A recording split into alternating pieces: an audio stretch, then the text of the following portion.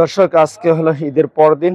আজকে রোজ বৃহস্পতিবার 29শে মে। আমরা দেখতে পাচ্ছি লেবু বাজার কিন্তু কোনো ক্রেতা দেখতে পাচ্ছি না। এই যে লেবু বিক্রেতারা আছেন, ক্রেতা দেখতে পাচ্ছি না। আসলে এই সময় কিন্তু রয়েছে কিন্তু বড়ভাবে দাম থাকার কথা ছিল বা ক্রেতা থাকার কথা ছিল। আমরা দেখতে পাচ্ছি এই যদিও আমরা তাকায় দেখবো যে লেবু বাজারে শুধু বিক্রেতা ছাড়া কোনো ক্রেতা নাই।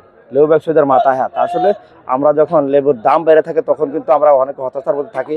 লেবু ব্যবসায়ীদের কিন্তু অনেক হেনস্থা করি বা কথা বলি। আজকে যে তাদের এই লসের সম্মুখীন, যারা ক্রেতা পাচ্ছেন না, তখন তাদের এই দুঃখ দেখবে কি? আসলে ব্যবসাটা এমনই হয়, ব্যবসার সুবিধা বেশি থাকে, দাম কম বেশি হয়, সময়ের ব্যবধানে কিন্তু দাম কম বেশি থাকে। মালের যখন যোগান কম থাকে তখন দাম একটু বেশি হয়, যখন যোগান বেশি থাকে দাম একটু কম হয়। ব্যবসা সবসময় একটু থাকে না, লাভ লস মিলিয়ে ব্যবসা।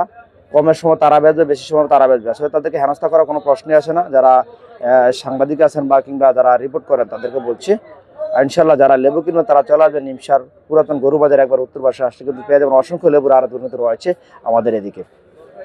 দেশের বিভিন্ন অঞ্চল থেকে কিন্তু লেবু আসছে আমাদের এদিকে। আপনি আপনার প্রয়োজন অনুযায়ী কিন্তু লেবুগুলো বিভিন্ন দামে কিন্তু কিনতে পারেন, প্রয়োজনীয় দামে প্রয়োজনীয় মানের কিন্তু লেবুগুলো কিনতে পারবেন। আমাদের বিভিন্ন স্তরে সাজানো আছে বিভিন্ন লেবুগুলো, আপনারা দেখতেই পাচ্ছেন।